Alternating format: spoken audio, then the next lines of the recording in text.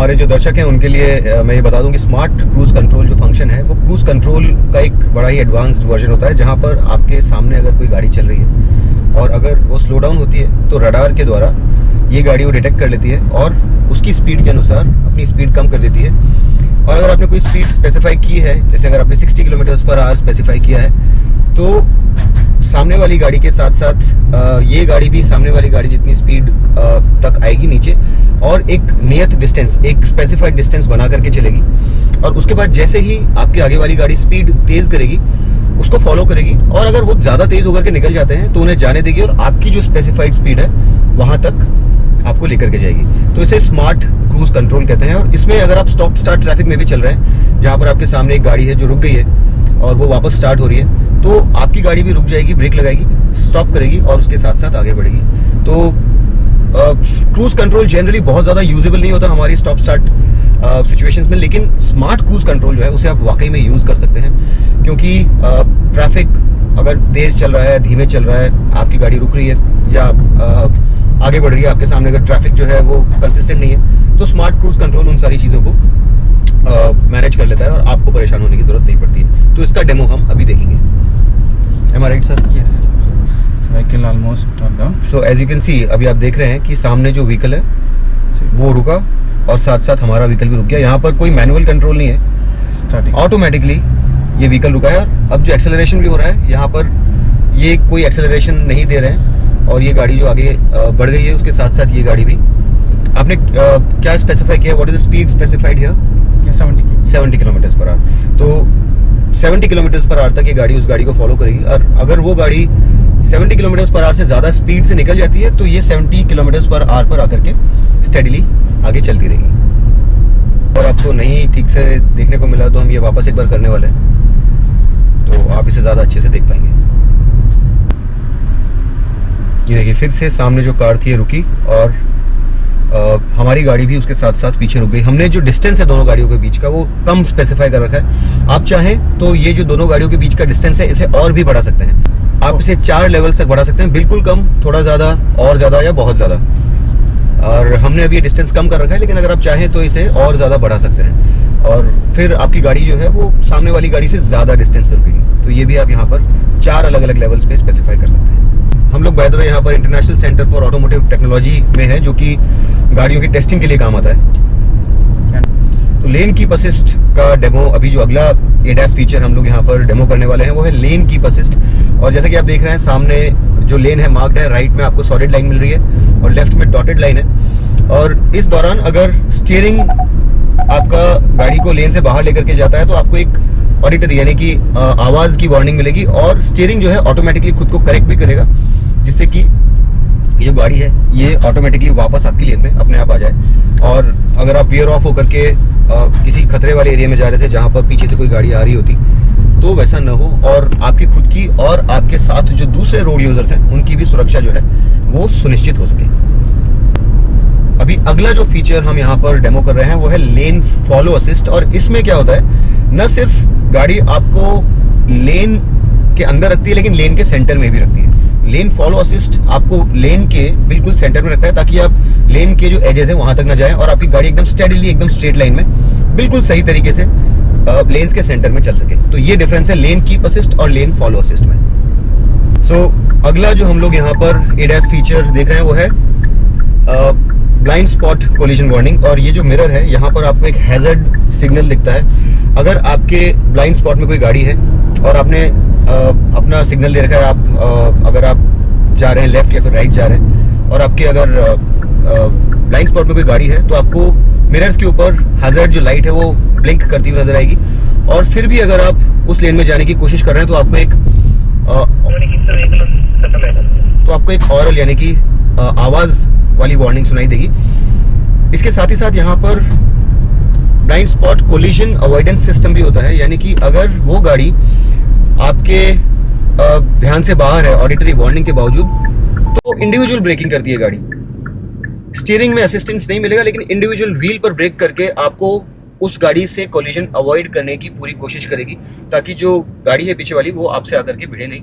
और इसके लिए जो व्हील्स हैं वो इंडिविजुअल ब्रेक होते हैं ताकि गाड़ी वापस से अंदर आ जाए।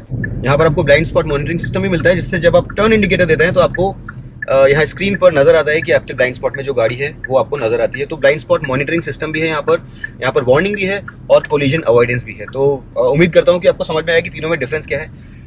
मॉनिटरिंग में आपको दिखता है कि कौन सी गाड़ी यहाँ आपके ब्लाइंड स्पॉट्स में है, बोथ लेफ्ट एंड राइट, अगर आपने टर्न सिग्नल दे रखा है तो। वार्निंग में आपको बीप सुनाई देगी, और कोलिजन अवॉइडेंस में अगर आप बीप सुनने के बावजूद भी अगर आप अपनी लेन चेंज कर रहे हैं तो इंडिविजुअल ब्रेक्स जो है वो अप्लाई होंगे और गाड़ी वापस आपकी लेन में लाई जाएगी बहुत जेंटली। तो ये पहला सेट ADAS फीचर्स का हमने यहाँ पर टेस्ट किया।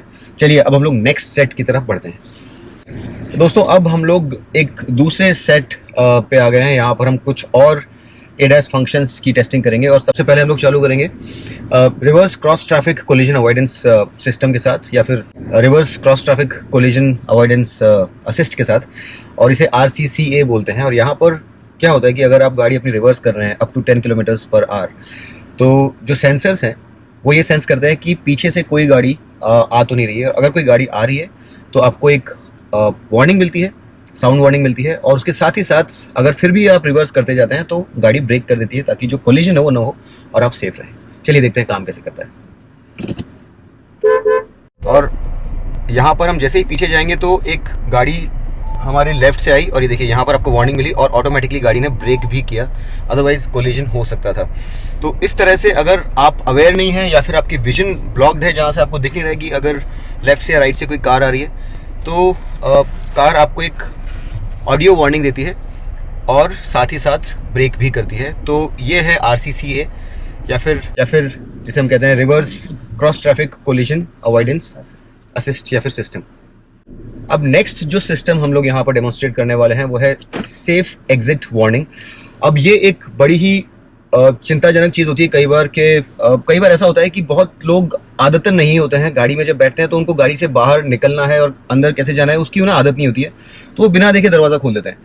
ऐसे में आपकी खुद की जो सेफ्टी है वो भी खतरे में है, और अगर कोई गाड़ी सड़क पर चल रही है तो उसकी भी सेफ्टी या उस व्यक्ति की सेफ्टी भी खतरे में।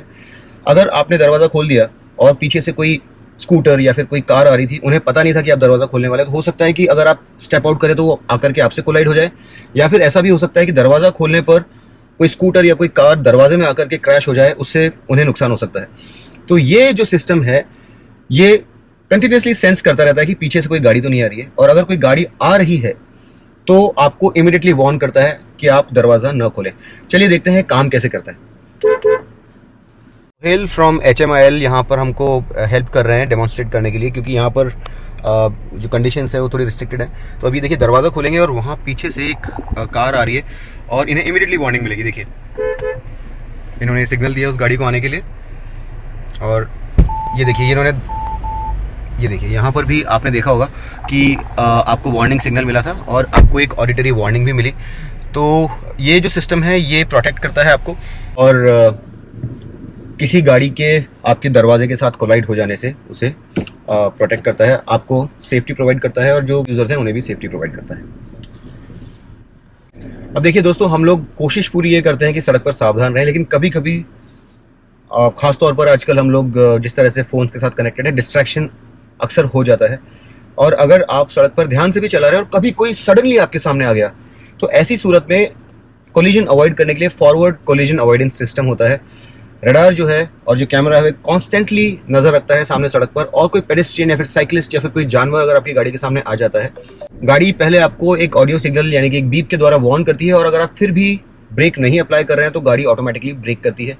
तो इसके द्वारा ऑब्वियसली जो पेडेस्ट्रियन या फिर साइकिलिस्ट है या फिर कोई जानवर है उसकी जान तो बचती है, उनकी हेल्थ उनकी सेफ्टी का ध्यान ये गाड़ी रखती है, और उसके साथ ही साथ आपकी सेफ्टी का भी ध्यान रखती है। तो चलिए देखते हैं काम कैसे करता है। देखिए सामने अगर आप देख रहे हैं तो आपको एक डमी नज़र आ रही होगी, और ये जो डमी है ये रिप्रेजेंट करती है एक पेडेस्ट्रियन को, और दूर अगर आप देख रहे हैं तो आपको डमी नज़र आ रही होगी। और ये जो डमी है, हम ब्रेक नहीं लगाएंगे, गाड़ी ऑटोमेटिकली इस डमी को डिटेक्ट करेगी और उसके बाद ऑटोमेटिकली इस कोलिजन को अवॉइड करने के लिए ब्रेक लगाएगी। चलिए देखते हैं काम कैसे करता है। ये देखिए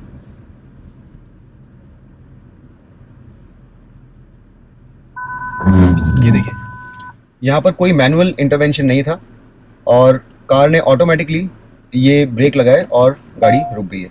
तो इस तरीके से अगर कोई पेडेस्ट्रियन आपकी गाड़ी के सामने आ जाता है तो ये गाड़ी पेडेस्ट्रियन को और आपकी कार को, यानी कि ये कई तरह के हो सकते हैं, ये पेडेस्ट्रियन भी हो सकता है, साइकिलिस्ट भी हो सकता है, या फिर कोई ऐसा ऑब्जेक्ट भी हो सकता है इसका कोई यूनिफॉर्म शेप या फॉर्म ना हो।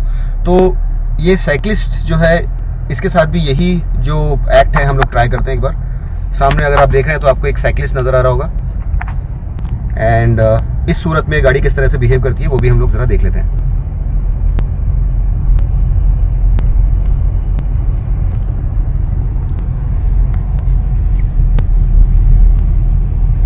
अगेन